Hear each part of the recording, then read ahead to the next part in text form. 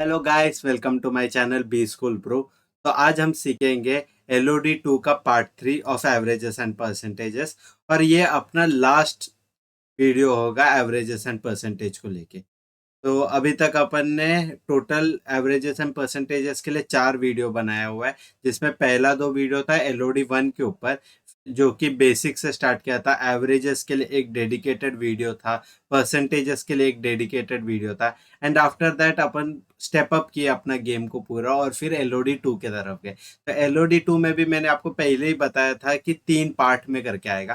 तो पहले Elodie 2 one part 1 आया, फिर 2 हो गया, और अभी ये फाइनल है जो एवरेजेस एंड परसेंटेज को पूरी तरीके से रैप अप कर देगा। जितने भी वैरायटीज ऑफ क्वेश्चन थे सारे इसमें कवर हो जाएंगे। फिर उसके बाद अपन नेक्स्ट चैप्टर जाएंगे, जो कि काफी रिलेटेड होगा एवरेजेस से, ताकि अपन स्टेप बाय स्टेप एक पूरा एक करिकुलम डेवलप कर देंगे कि कैसे अरिथमेटिक सीखना चाहिए, ताकि आप लोगों को बेटर अंडरस्टैंडिंग हो जाए ये सब्जेक्ट के बारे में। वो ठीक है। जमाना गया जब एप्टीट्यूड सिर्फ एमबीए या फिर कॉम्पिटेटिव एग्जाम में यूज होने वाला है। कॉम्पिटेटिव एग्जाम में अभी जो ये एप्टीट्यूड्स के क्वेश्चन हो गए, ये आपके हर कंपनी के प्लेसमेंट्स के पहले होता है, या फिर अगर कोई यहाँ पे इंजीनियरिंग किया होगा उनको पता होगा ये गेट में भी आता है। तो फिर ये जो एप्टीट्यूड्स है ये सब जगह पे आ रहा है, और आजकल तो रोडीज में भी आ गए। तो आप देख रहे हो क्या लेवल पहुंच गया है, एप्टीट्यूड का रिक्वायरमेंट किधर से किधर पहुंच गया। ये चाहिए था जॉब करने वाले कॉरपोरेट लोगों के लिए, और अभी चाहिए रोडीज के लोगों तक। तो फिर अगर आप ये वीडियो देखोगे तो फिर बी स्कूल भी मिल सकता है आपको, या फिर एक रोडी भी बन सकते हो। मेरे को यही बोलना था। तो without wasting much time, let's focus on today's concept of averages. And before starting that, मैं आपको एक नया चीज सिखाना चाहता हूँ, और मैं हर वीडियो में एक छोटा सा कंसेप्ट लेके आऊंगा जो आपको ये पूरा कॉम्पिटेटिव एग्जाम क्रैक करने में मदद करेगा। तो जो आज का टॉपिक है, जो मैं आपको सिखाने वाला हूँ, वो है बोर्ड मास रूल। तो बोर्ड मास के बारे में क्या है बोर्ड मास रूल।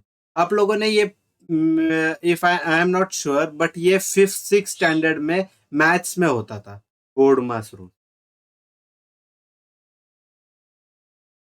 तो बोर्ड मास रूल का फुल फॉर्म बताता हूँ। ये है ब्रैकेट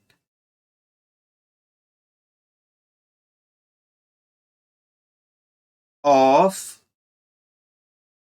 डिवीजन, मल्टीप्लिकेशन, एडिशन और सब्ट्रैक्शन।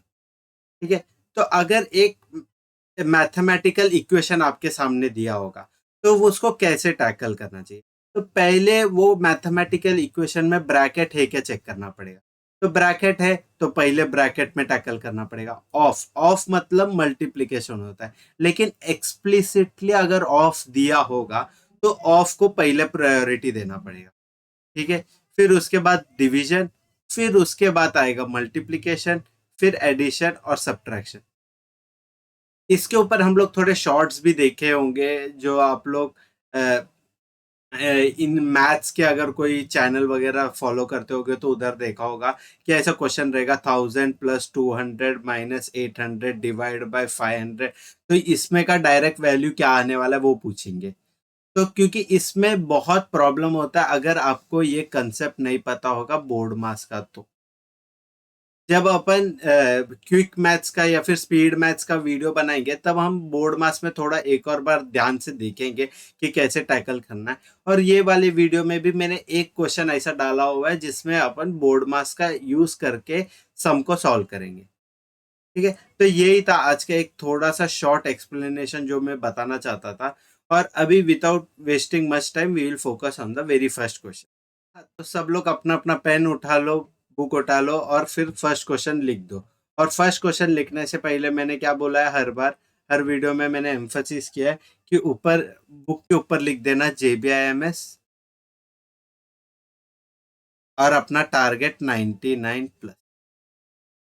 ये दोनों लिख दो, फिर फर्स्ट क्वेश्चन स्टार्ट करेंगे। तो फर्स्ट क्वेश्चन क्या है, पढ़ते एक बार साथ में, पॉज करके एक बार खुद से ट्राई कर लेना, या फिर मेरे साथ सॉल्व करेंगे। In their post graduation 70% of the students opted for marketing and remaining opted for finance. That year 80% got their placement with starting salary above 1 lakh per annum. If 20% of finance students do not get salary about 1 lakh, what fraction of marketing students got salary above 1 lakh? ठीक है, तो ये question है थोड़ा सा tricky है, Elodie 2 का है, मैंने पहले ही बताया था, लेकिन ऐसे क्वेश्चन अपन ने पहले भी सॉल्व किए हुए हैं, तो वैसे ही एक सिमिलर वे में तो एक छोटा सा टेबल बना के इसको टैकल करने का कोशिश करेंगे। तो क्या दिया हुआ है, दो कैटेगरी है, एक तो मार्केटिंग के स्टूडेंट्स है और एक फाइनेंस के स्टूडेंट्स है। अगर आपको चाहिए तो मैं उस पर भी एक वीडियो बनाऊंगा कि क्या क्या सेक्शंस होते हैं, क्या क्या स्पेशलाइजेशन होता है एमबीए के लिए, कि आप अगर एमबीए ले लिए कोई भी कॉलेज में से, like JBIMS, SIMSREE, KJ Somaiya, Welingkar, तो आप लोग क्या ऑप्ट करना चाहिए और आपका इंटरेस्ट क्या है, उसके सारे ऊपर एक डिटेल वीडियो आ जाएगा पोस्ट सीईटी के एग्जाम के बाद। तो उसके लिए टाइम है वो वीडियो के लिए। तो अभी अपन फोकस करते हैं इसके ऊपर, ये वाले क्वेश्चन के ऊपर। तो क्या दिया हुआ है, दो कैटेगरी है, तो पहले कैटेगरी इधर लिख देंगे मार्केटिंग और दूसरा इधर लिखेंगे फाइनेंस। तो अपना बेस तो हमेशा फिक्स्ड है कि क्योंकि परसेंटेजेस का क्वेश्चन दिया हुआ है तो कोई भी रैंडम पकड़ लेंगे नंबर। तो रैंडम पकड़ने में अपना फेवरेट नंबर क्या होता है, 100। तो total, let's consider total students to be 100। ठीक है, इधर भी लिख दे तो इधर ही अच्छा रहेगा टोटल। तो टोटल कितना हुआ, 100 हो गया। ठीक है, तो टोटल स्टूडेंट्स 100 है, ये अजम्पशन है, अजम्पशन।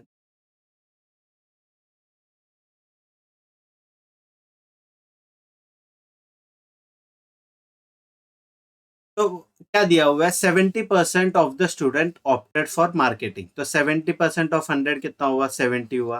Very good. और रिमेनिंग ऑप्टेड फॉर फाइनेंस। तो 100 में से 70 इधर गया, तो फाइनेंस में कितने आए, 30। Very good.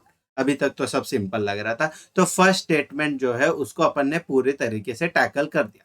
अभी नेक्स्ट स्टेटमेंट में जाते हैं। That year 80% got their placement with starting salary above 1 lakh per annum.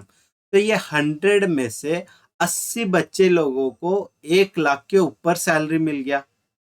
ठीक है, ये बच्चे लोग कौन से कॉलेज से किया है मेरे को कोई आइडिया नहीं है, क्योंकि 1 लाख तो किसी को नहीं मिलता है। कम से कम आप लोग को 10 लाख पर एनम मिल जाएगा। ठीक है, तो ये कैलकुलेशन मिस्टेक है, ऐसे समझ लेंगे या फिर प्रिंटिंग मिस्टेक है। तो क्या बताया, 80 बच्चे लोगों को 1 लाख के ऊपर मिल गया। तो 80% बच्चे लोग को मिल गया, तो 80 मिल गया इधर। If 20% of the finance student, तो फाइनेंस स्टूडेंट्स का 20% बोल। If 20% of finance do not gate above 1 lakh salary, तो अभी ये क्या है, अबव 1 लाख है, तो ये अबव 1 लाख हुआ।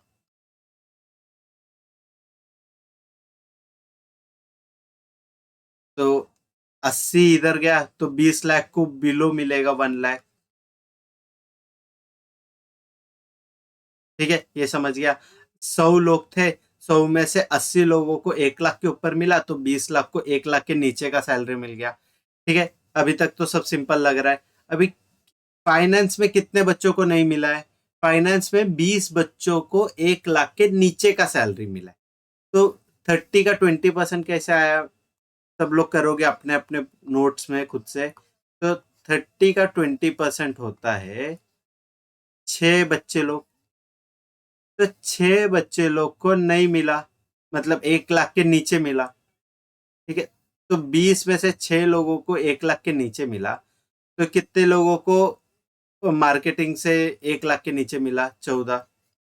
क्योंकि 6 + 14 करेगा तो 20 आएगा, और टोटल 20 बच्चे ये अपने को पता चला। सब लोग मेरा हर जो मैं वर्ड बता रहा हूँ सब पे एक बार एम्फोसाइज करें, ध्यान से सुने, कंसंट्रेशन के साथ, तब समझ में आएगा।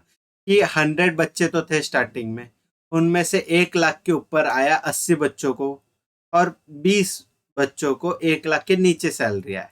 तो 20 लोगों में से भी फाइनेंस के 6 बच्चे लोग निकल गए उसमें से। तो 20 में से 6 फाइनेंस गए, तो बाकी तो मार्केटिंग ही बचा जो 14 स्टूडेंट्स हो गया। ठीक है, फेयर इनफ। तो अभी क्या दिया हुआ है, अभी ये 6 है, टोटल फाइनेंस के 30 है। तो कितने हुए फाइनेंस के जिनको 1 लाख के ऊपर मिला? 30 - 6, तो ये इक्वल टू क्या आएगा? 30 - 6 इज इक्वल टू 24। और वैसे ही मार्केटिंग का कितना होगा? 70 - 14 इज इक्वल टू 56। ठीक है, अभी तक सारा क्लियर किया कि 70 में से 14 लोगों को 1 लाख के नीचे मिला, तो 1 लाख के ऊपर कितने लोगों को मिला? 56 लोगों को। वैसे 30 में से 6 लोगों को 1 लाख के नीचे मिला, तो कितने लोगों को ऊपर मिला 1 लाख के? वो है 24। गुड। तो अभी फाइनल क्वेश्चन क्या है? What fraction of marketing students got salary above 1 lakh? तो मार्केटिंग में कितने लोगों को अबव 1 लाख मिला? 56। हाँ, तो what fraction of marketing students? हाँ, तो ये बताया गया है क्वेश्चन में। ठीक है, तो 56 और अभी टोटल वैल्यू कितना आएगा? वो आएगा 70। मार्केटिंग टोटल बच्चे तो 70 है। ठीक है, तो अभी 7 8 ज़ा 56 और 7 10 ज़ा, तो इसमें भी 2 के टेबल में 4, 2 के टेबल में 5 ज़ा, तो आंसर क्या हो गया? 4/5। तो ऑप्शन आया डी। उम्मीद करता हूँ ये क्वेश्चन आप सबको समझ में आया होगा, और ये काफी इजी क्वेश्चन है, ऐसा कुछ टफ वाला क्वेश्चन तो नहीं था। और ऐसे वाले क्वेश्चन एक टेबल क्रिएट करके जो अपन ने क्वेश्चन है ये पिछले LOD 2 में भी सॉल्व किया था, तो वैसे ही सिमिलर टाइप का, लेकिन इसमें थोड़ा सा लॉजिकल रीजनिंग आपको ज्यादा करना था, डेटा इंटरप्रेट करना था कि 100 में से 80 20, फिर 30 में से 6 बाहर गया, तो 30 - 6 को 24। तो वैसे थोड़ा सुडोकू टाइप क्वेश्चन था ये। तो मैं भी यही चाहूंगा कि मेरे सारे स्टूडेंट्स ना एक बार सुडोकू या वैसे कोई गेम, लॉजिकल रीजनिंग का गेम है ना, वो करते रहना। सुडोकू में लिख देता हूँ इधर, सुडोकू। तो ये टेबल, ये सुडोकू जब सॉल्व करते हो ना, तो आप लोग के पास ज्यादा आइडिया होता है कि टेबल में डेटा इंटरप्रेट कैसे करते हैं, कि ये वैल्यू है तो तुरंत कैलकुलेशन करके जो रिमेनिंग वैल्यू है वो निकालने आ जाता है आपको। तो वैसे थोड़ा एक लॉजिकल स्किल्स बढ़ जाता है सुडोकू वगैरह गेम करने से। तो I highly recommend all of you to start playing sudoku game whenever they have excess time। ऐसा नहीं कि पढ़ाई छोड़ के सिर्फ सुडोकू ही खेल रहे हैं, ऐसा नहीं करना। लेकिन जब भी आपके पास टाइम मिल रहा है, या फिर आप अभी कॉलेज के लिए कम्यूट करके जा रहे हैं, या फिर कहीं पे भी दूर जा रहे हो, तो आपके पास थोड़ा टाइम निकल गया, तो सुडोकू का थोड़ा एक गेम खेल दो। या फिर न्यूज़पेपर में भी आता है, तो अगर न्यूज़पेपर पढ़ने का आदत है तो वैसे कर लो। वैसे कुछ ना कुछ देख के सुडोकू थोड़ा स्टार्ट कर लो, ताकि एक थोड़ा लॉजिकल रीजनिंग बढ़ जाएगा। ठीक है, तो अभी इसके बाद नेक्स्ट क्वेश्चन पे फोकस करेंगे कि क्या बोला है नेक्स्ट क्वेश्चन। ये नेक्स्ट क्वेश्चन में क्या दिया है ये देख लेते हैं।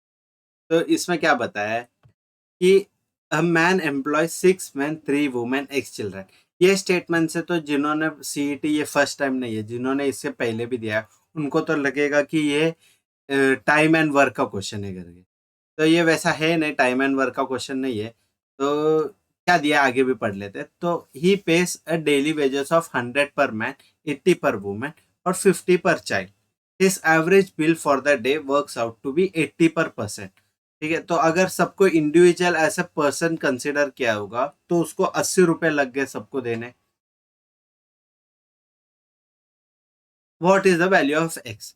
इजी क्वेश्चन है, कुछ ज्यादा डिफिकल्ट नहीं है। और ये वाला क्वेश्चन भी मैं टेबल से ही सॉल्व करना प्रेफर करूंगा, क्योंकि उससे ना कैलकुलेशन बहुत इजी होता है। और मैंने हमेशा ये चीज पे एम्फसाइज किया हुआ है कि CET is all about the time you have.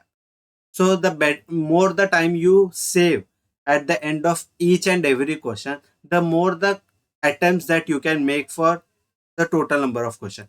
तो अगर आपने एक एक मिनट बचा दिया, तो इन दी एंड आप लोग 5 6 क्वेश्चन एक्स्ट्रा अटेम्प्ट कर सकते हो, और उसके वजह से आपका 98 परसेंटाइल हो जाएगा 99+।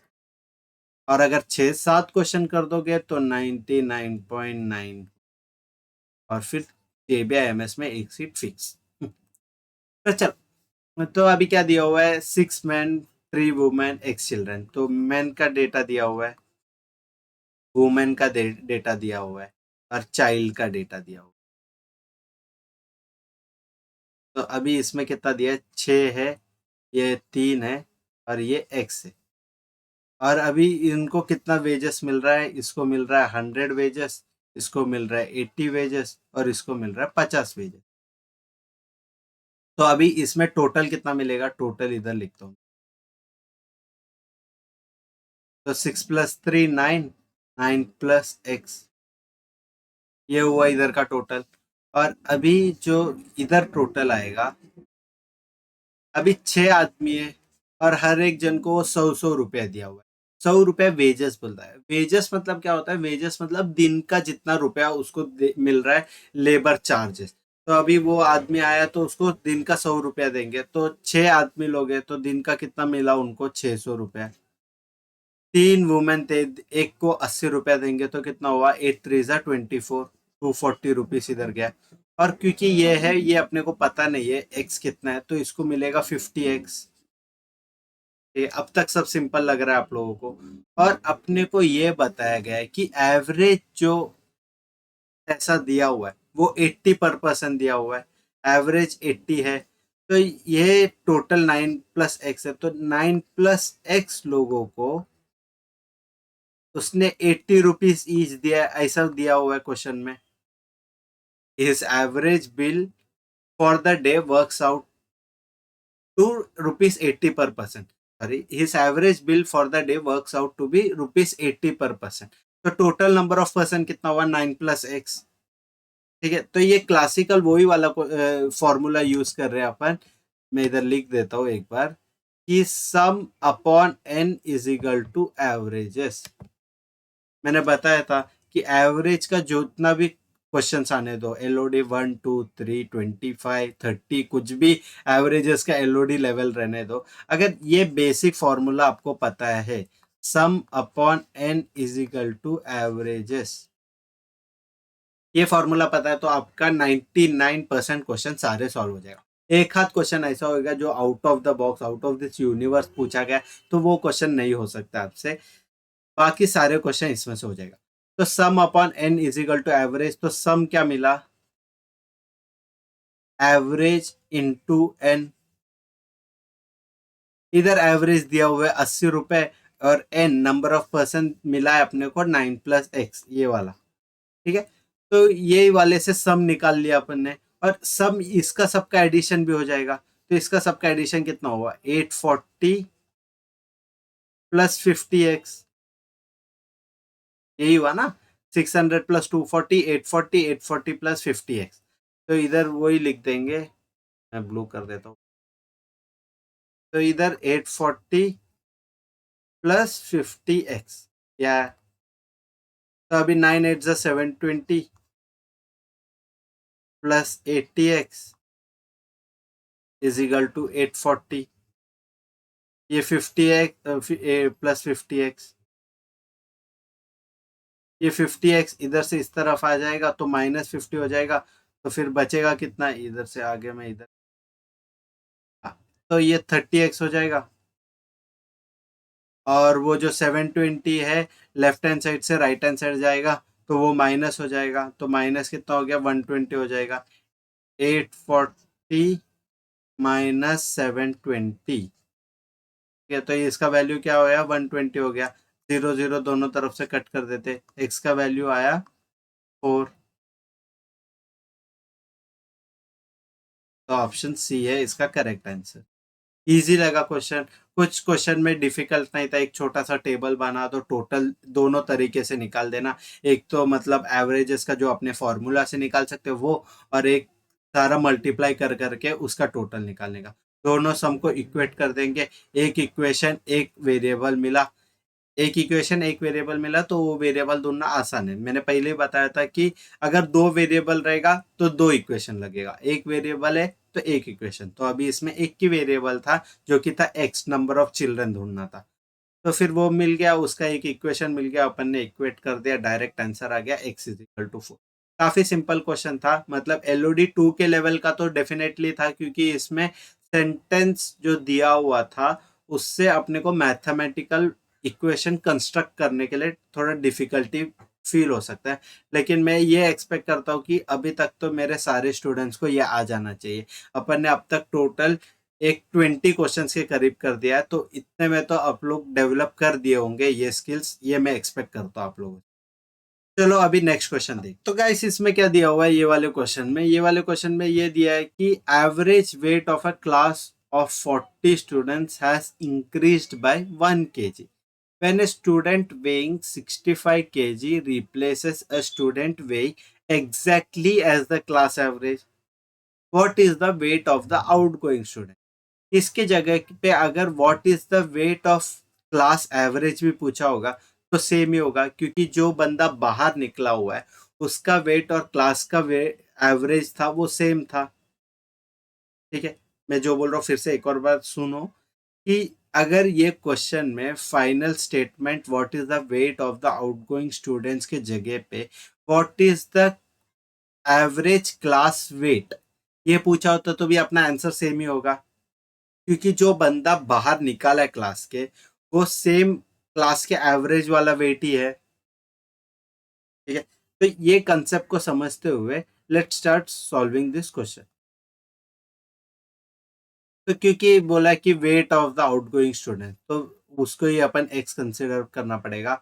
आउटगोइंग स्टूडेंट, आउट का जो वेट है वो एक्स है और वो ही है क्लास एवरेज। आपको लगेगा कि ये कहाँ से डेटा मिला, ये लिखा है a student weighing exactly as the class average. ठीक है, exactly as the class average ऐसा दिया हुआ है। तो अभी जो क्वेश्चन दिया हुआ है 40 स्टूडेंट है तो एन का वैल्यू आया 40। सिंपल, अभी तक सब सिंपल लग रहा है, गुड। तो average sum upon n is equal to average, average इधर क्या है एक्स है, तो सम अपने को पता नहीं, तो सम और एन अपने को पता है ये है 40, तो सम क्या हुआ 40x हो गया। हाँ, ये इनिशियल था। फिर एक बंदे को निकाला तो मैंने क्या बताया क्या करने का, एक बंदे को निकाला तो उसको माइनस करना है और उसके जगह पे एक नया बंदा ऐड हो गया। तो क्लास का स्ट्रेंथ चेंज हुआ क्या? नहीं, क्लास का स्ट्रेंथ नहीं चेंज हुआ। तो क्लास में अभी भी 40 ही बच्चे हैं। तो एक बंदे को निकाल के उसके जगह पे दूसरे बंदे को डाला, तो अभी जो दूसरे बंदे को रखा उसके जगह पे उसका वेट कितना है? उसका वेट अपने को दिया हुआ है वो है 65 kg। ठीक है, तो अभी जो ओरिजिनल सम तो 40x मिल गया। अभी न्यू सम जो है sum dash is equal to 40x minus the weight of outgoing student. The weight of outgoing student कितना है? एवरेज से ही सेम है, तो माइनस एक्स प्लस 65। ठीक है, एक बार फिर से बताता हूँ मैंने ये कैसे किया कि ओरिजिनल वेट तो ये था 40x, उसमें से एक बंदे को निकाला जिसका वेट एवरेज से इक्वल था तो माइनस एक्स हुआ, और उसके जगह पे एक दूसरे बंदे को बिठा दिया जिसका वेट था 65 kg। ठीक है, तो नया और सम डैश न्यू सम कितना हुआ? 39x plus 65। 40x minus x 39x हो गया, 39x प्लस 65 ये हुआ सम डैश। अभी सम का अपने पास ये वाला फॉर्मूला भी है, तो ये वाले फॉर्मूले से भी सम डैश निकालते, तो सम डैश का नया फॉर्मूला क्या हुआ? सम डैश इज इक्वल टू, ये क्लास एवरेज एक्स था लेकिन अभी क्लास एवरेज इंक्रीज बाय 1 ऐसा दिया हुआ है ये वाले स्टेटमेंट। ये तो एक्स प्लस 1 हो गया, तो sum dash upon 40 is equal to X plus 1। तो sum dash is equal to कितना हुआ? 40x+1। तो ये क्या हुआ? 40x+40। क्या है?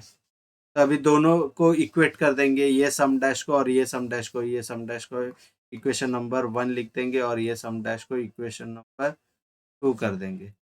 तो अभी दो सम डैश मिला हुआ है इक्वेशन नंबर 1 और इक्वेशन नंबर 2 से, तो उसको सब्सटीट्यूट कर देंगे।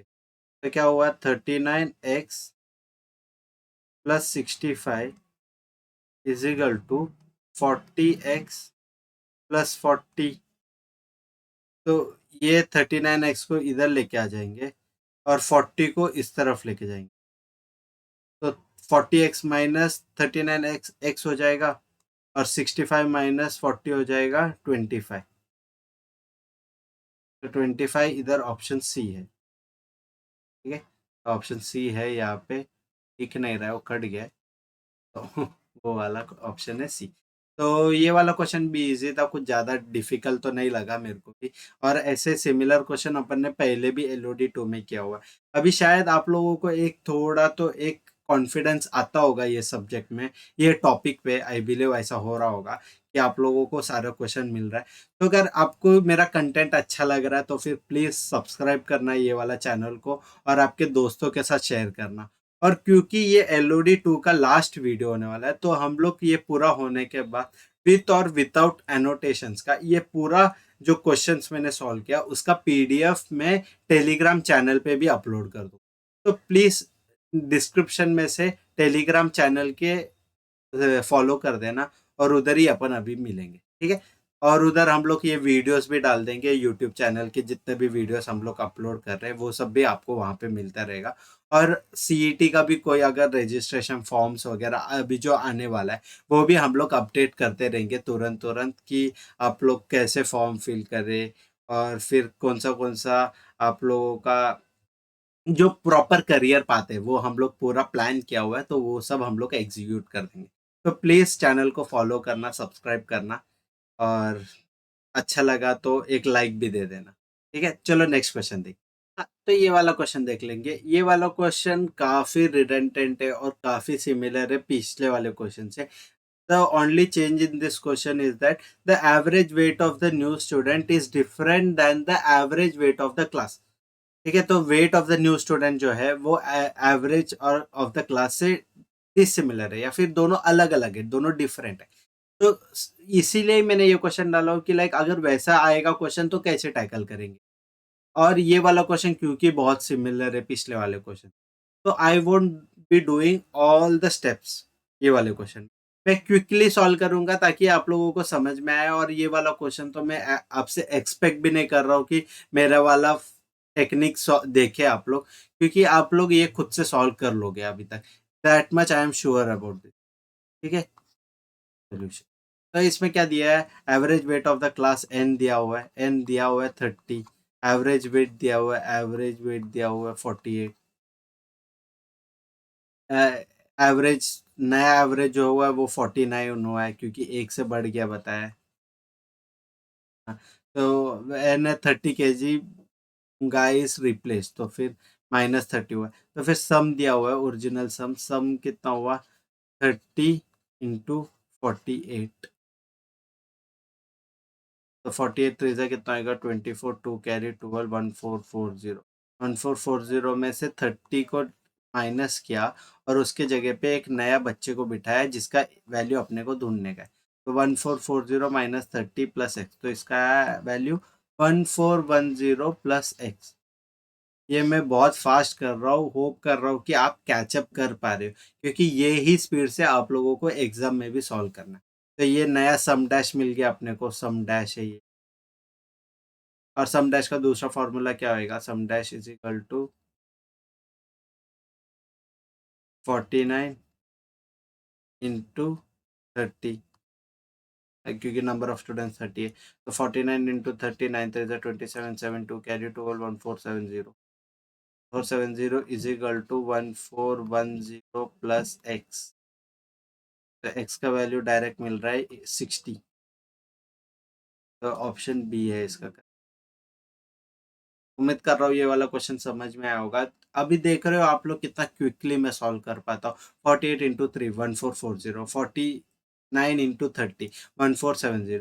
तो ये सब आप लोगों का भी कैलकुलेशन बहुत फास्ट करना पड़ेगा, इसके लिए हम लोग एक स्पीड मैथ्स का लेक्चर प्लान कर रहे हैं। उस पर तो हम लोग करेंगे ही वो वाला, बट सिर्फ उतने पे मत स्टिक करना। आप लोग खुद से भी ज़्यादा सम सॉल्व करते रहना। आप लोगों को मैंने पहले ही ऐप बताया था कि स्पीड मैथ्स का ऐप आता है, वो ले लो, उसमें से सम सॉल्व करते रहो।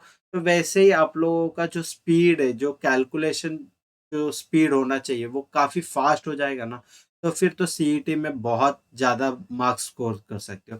95, 96 जो परसेंटाइल बच्चे आते हैं ना, उनका यही प्रॉब्लम रहता है कि उनका ना कैलकुलेशन फास्टर नहीं होता है। मैंने खुद सीईटी दिया था बिफोर, लाइक 1-2 साल पहले, तब मेरा कैलकुलेशन इतना फास्ट नहीं था और मेरे को आया 97। लेकिन फिर मैंने वो कैलकुलेशन बहुत फास्ट कर दिया और फिर मेरे को आया 99 प्लस। तो आप लोगों को भी मैं बोलूँगा कि आप लोग सिर्फ़ यही मार खाओगे कि आप लोगों का कैलकुलेशन फ़ास्ट नहीं। बाकी सब आप लोगों में ये रहेगा कि लाइक आप लोगों को कांसेप्ट अच्छा होगा, आप लोगों को सम सॉल्व करने का सब मेथड पता होगा, सब पता होगा। इस कैलकुलेशन के कारण आप थोड़ा मार खाओगे। तो फिर इसीलिए मैं एम्फसिस ज़्यादा कर रहा हूँ कि आप लोग कैलकुलेशन में फ़ोकस करो। 1 टू 30 का सारा जो टेबल्स है वो याद कर लेना, स्क्वायर्स याद कर लेना, क्योंकि सिर्फ ये नहीं, जब लॉजिकल रीजनिंग का अपन जब क्वेश्चंस करेंगे तब कंप्लीट द सीक्वेंस रहता है। तो और कंप्लीट द सीक्वेंस ऐसे ही रहता है कि लाइक 1 रहेगा, फिर 8 रहेगा, फिर 27 रहेगा, फिर उसके बाद 64 रहेगा, फिर डैश पूछेगा। तो ये पता होना चाहिए कि ये क्यूब का सीरीज चालू है, 1, 8, 27, 64, फिर 125। ठीक है, 125, फिर 216, ये सब पता होना चाहिए कि क्यूब्स कितना, 10-20 तक का क्यूब्स याद रखो। या फिर ऐसा नहीं, दूसरा सब क्वेश्चन रहेगा कि लाइक 1 रहेगा, फिर उसके बाद 7 रहेगा, फिर उसके बाद 26 रहेगा, फिर 63 रहेगा। अभी 8 दिख गया तो आप लोगों को क्लिक हो सकता है कि क्यूब है, लेकिन जब 7 दिया होगा तो आप लोग फंस जाओगे कि ये कैसा क्वेश्चन किया है करके।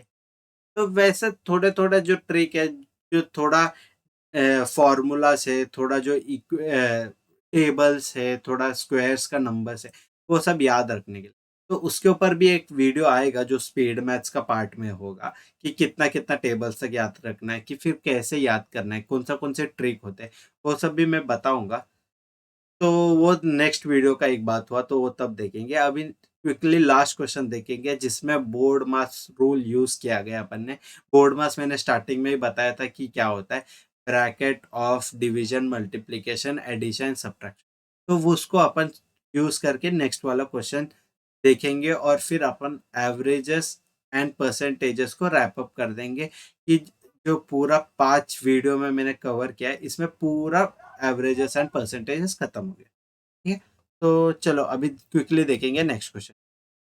तो क्या दिया हुआ है ये वाला क्वेश्चन, इसमें ही मैंने बोला था कि बोर्ड मास रूल यूज करने के लिए सॉल्यूशन देखता हूं मैं। बोर्ड मास